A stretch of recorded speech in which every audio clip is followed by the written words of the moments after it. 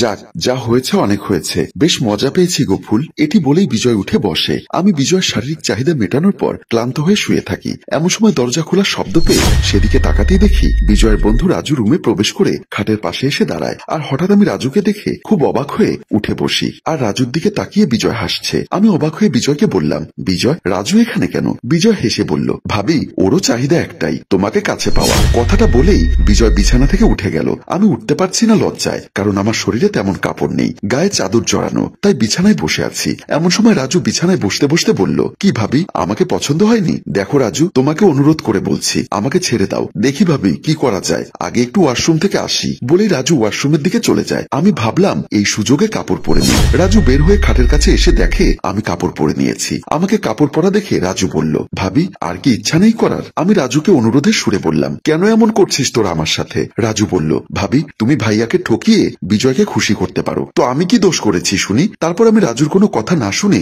বিছানা থেকে নেমে গেলাম। নেমে চলে আসতে চাইতেই রাজু পেছন থেকে আমার হাত টেনে ধরে আর একটা টান দিয়ে ওর বুকে চেপে ধরে বলল, ভাবি, এত সহজে কি এখান থেকে চলে যাওয়া যায়? সরি রাজু, আমি তোমার সাথে এসব করতে পারবো না। আচ্ছা, তাই নাকি? তাহলে এটা কি করব? বলে মোবাইল নিয়ে একটা ভিডিও বের করে আমার সামনে রাখে। আমি ভিডিওটা দেখার সাথে সাথেই আমার পায়ের নিচ থেকে মাটি সরে যায়, কারণ ভিডিওটা ছিল আমার আর বিজয়ের। এমন মুহূর্তে আমি কি বলবো কিছুই বুঝতে পারছিলাম না। আমি জানতাম বিজয় বাজে ছেলে, কিন্তু এতটা বাজে সেটা বুঝিনি। আমি কাঁদছি আর এসব বলছি আমার স্বামী রেজাউলকে। মাথা নিচু করে উপরে তুলে রেজাউল বলল, আচ্ছা তারপর কি হলো? তারপর আর কি, আমি বনে গেলাম ওদের হাতের পুতুল। তারপর থেকে ওরা যখন যেভাবে ডাকতো আমাকে যেতে হতো। বিশ্বাস করো রেজাউল, আমি নিজের ইচ্ছা পূরণ করতে গিয়ে কখন যে ওদের চাহিদা হয়ে গেছি বুঝতেও পারিনি। আমি অনেকবার ওদের কাছে মাপ চেয়েছি, কিন্তু ওরা এতটুকু মায়া করেনি আমাকে। আমি ওদের সাথে 7 দিন দেখা না করলেই ওরা ভিডিও ইন্টারনেটে ছেড়ে দেওয়ার ভয় দেখায়। রেজাউল এই মুহূর্তে কি বলবে ঠিক বুঝতে পারছে না। এমন সময় মোবাইলে দেখে সে 11টা বেজে গেছে, তাই আমাকে সে বলল,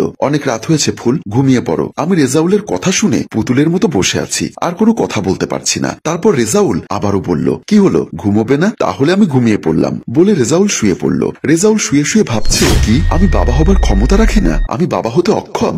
জিহাদ আমার ছেলে না? না না, আমি এটা মানি না, কোনোদিনও মানব না। জিহাদ আমারই ছেলে, আর আমি জিহাদের বাবা। আমি জিহাদকে ছাড়া থাকতে পারবো না। আর কি প্রমাণ আছে? ফুল সব সত্যি বলছে? এটাও তো হতে পারে ফুল তার পাপ ঢাকার জন্য আমাকে দোষ দিচ্ছে। না, ফুলকে আর বিশ্বাস করা যাবে না। এসব ভাবতে ভাবতে রাত গভীর হয়ে গেল, কিন্তু রেজাউলের ঘুম আসছে না। হঠাৎ রেজাউল বুঝতে পারে কেউ ওর পায়ের কাছে বসে আছে, পা ধরে আছে। রেজাউল তাকিয়ে দেখে এটা আর কেউ না, ফুল। ছাড়ো ফুল, আমার পা ছাড়ো। রেজাউল, তুমি আমাকে মাফ করতে পারবে না? ফুল, রাত অনেক হয়েছে, এখন ওঠো আর ঘুমিয়ে পড়ো, আগামীকাল কথা হবে। এখন পা ছাড়ো আমার। না রেজাউল, তুমি না বলা পর্যন্ত আমি তোমার পা ছাড়বো না। ফুল প্লিজ, পাগলামি করো না। না, আমি পাগলামি করছি না। রেজাউল প্লিজ, আমার জন্য না হলেও জিহাদের জন্য হলেও তুমি আমাকে ক্ষমা করে দাও। ফুল, ঘুমাও এখন, আর আমি সবকিছুই ছেড়ে দিব। অন্য কোথাও চলে যাব আমি, অনেক দূরে। নেবে না আমায় রেজাউল তোমার সাথে? ফুল, এখন এসব বলার সময় নয়, ঘুমিয়ে পড়ো। বলেই পা ছাড়িয়ে নিয়ে ঘুমিয়ে পড়ে রেজাউল। আমি বসে বসে কাঁদছি।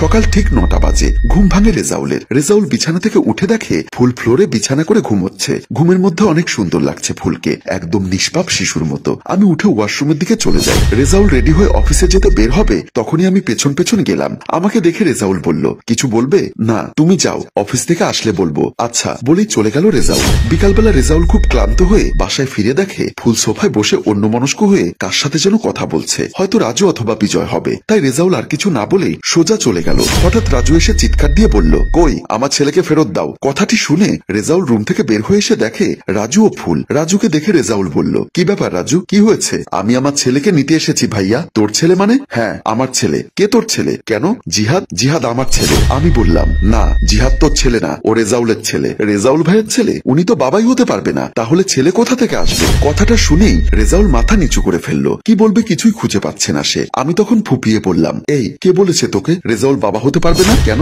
নীলা বলেছে আমাকে। হঠাৎ রাজুর মুখে নীলার কথা শুনে রেজাউল আর আমি দুজনেই অবাক, কারণ এই বিষয়টা শুধু রেজাউল আর ফুল জানে। তাহলে নীলা কি করে জানলো? এটা কি করে সম্ভব? তখন দুজনেই নীরব হয়ে যায়। কিছুক্ষণ পর আমি বললাম, কি, কে বলেছে তোকে? নীলা। কেন? যে বলেছে তা তো বললামই। আর এটাও বলেছে যে রেজাউল ভাইয়া কোনোদিন বাবা হতে পারবে না। এবার আমি পুরো হতভম্ব হয়ে গেলাম, কারণ এসব নিয়ে আমি রেজাউলের সাথে গতকাল রাতে কথা বলেছি, আর এরই মধ্যে নীলা জেনে গেল। কিন্তু কিভাবে? ওদিকে রেজাউল মাথা নিচু করে ভাবছে, এটাই ছিল আমার প্রাপ্য। আমার স্ত্রী থেকে সন্তানের দাবি করছে তার প্রেমিক, সেটাও আমার মুখের উপর। একজন পুরুষের কাছে এর চেয়ে লজ্জার আর কি হতে পারে? আমি বললাম, দেখ রাজু, আমি ঠিক জানি না নীলা তোকে কি এবং কেন বলেছে, তবে সত্যি এটাই যে জিহাদ রেজাউলের ছেলে। রাজু হাসতে হাসতে বলল, যে কোনোদিন বাবাই হতে পারবে না সে জিহাদের বাবা কিভাবে সম্ভব? দেখ রাজু, আমরা এমনিতেই ঝামেলার মধ্যে আছি, তাই তুই চলে যা বলছি। এখন ভাবি, আমি এখানে থাকতে আসিনি, জিহাদকে দাও, আমি চলে যাচ্ছি। এদিকে রেজাউল এখনো চুপ, কারণ রেজাউল এখনো বুঝতে পারছে না নীলা এসব জানলো কিভাবে। আর যেখানে আমি কিনা শুনলাম গতকাল রাত্রে যে আমি নাকি বাবা হতে পারবো না,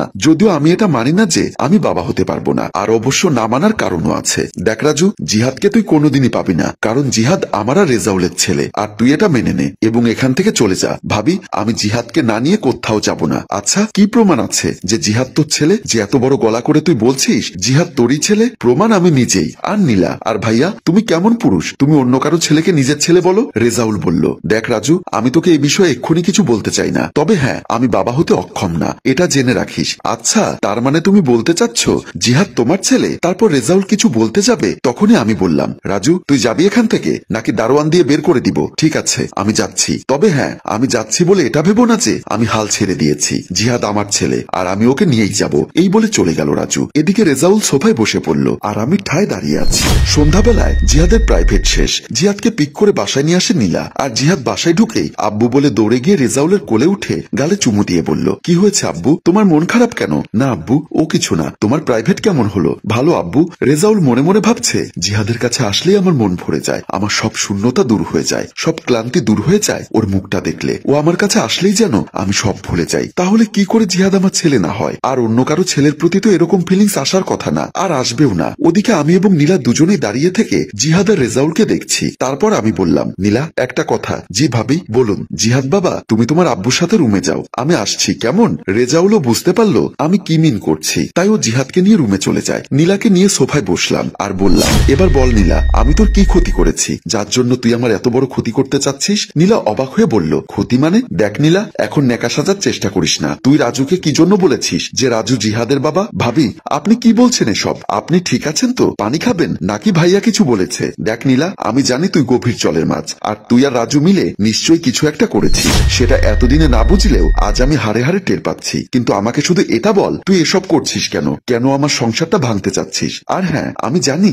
আসল দোষটা আমার, আমি দোষী। আমি রাজুর কাছে গিয়েছিলাম নিজের চাহিদা মেটানোর জন্য, কিন্তু সেটার সাথে জিহাদের সম্পর্ক কি? আর এসব আমি রেজাউলের সাথে প্রায় সবকিছু ঠিক করে নিয়েছিলাম। আমি জানতাম রেজাউল আর যাই করুক না কেন আমাদের কখনো ছেড়ে যাবে না, এ বিশ্বাসটা আমার ছিল, কারণ রেজাউল জিহাদ আর আমাকে অনেক ভালোবাসে, আর রেজাউল কোনো কারণেই জিহাদকে হারাতে চায় না। তাহলে তুই মিটে যাওয়া ঝামেলা কেন আবার নতুন করে শুরু করলি? তুই কি বুঝতে পারছিস না তুই আমার সাথে আরো দুইটা জীবন নষ্ট করছিস? আর তুই একবারও রেজাউলের মুখের দিকে তাকিয়ে দেখেছিস? কি দোষ ছিল ওর? ওকে কেন কষ্ট দিতে চাচ্ছিস তুই? তোকে তো বোন ডেকেছিলাম আমি, তাহলে কেন? ভাবি, বিশ্বাস করুন, আমি সত্যি কিছু বুঝতে পারছি না আপনি এসব আমাকে কেন বলছেন। আর আমি এখন যাই, আমার মাথা ব্যথা করছে, আর আমার অনেক কাজও আছে। এটা বলেই চলে যায় নীলা। আমিও আর ওকে আটকানোর চেষ্টা করলাম না, কারণ সত্যের উপর কোনো জুলুম চলে না, সে তার আপন গতিতেই চলে। রুমে রাত 11টার দিকে রেজাউল না ঘুমিয়ে বেলকনির দরজায় দাঁড়িয়ে বাইরে তাকিয়ে আছে। আমি পাশে গিয়ে বললাম, ঘুমাবে না রেজাউল? জিহাদ ঘুমিয়েছে? হ্যাঁ, আমি ওকে ঘুমিয়ে দিয়ে আসলাম। ও আচ্ছা, তুমিও শুয়ে পড়ো। ওকে, তুমি তাড়াতাড়ি এসো।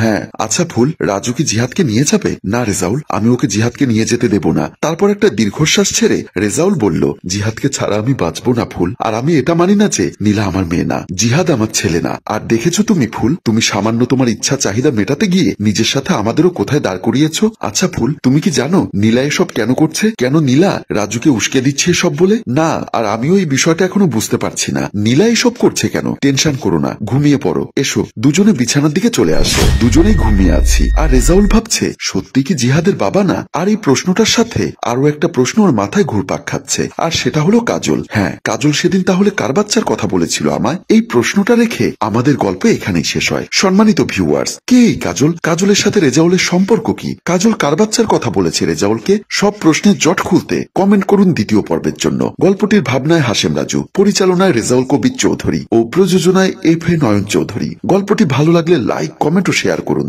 ধন্যবাদ।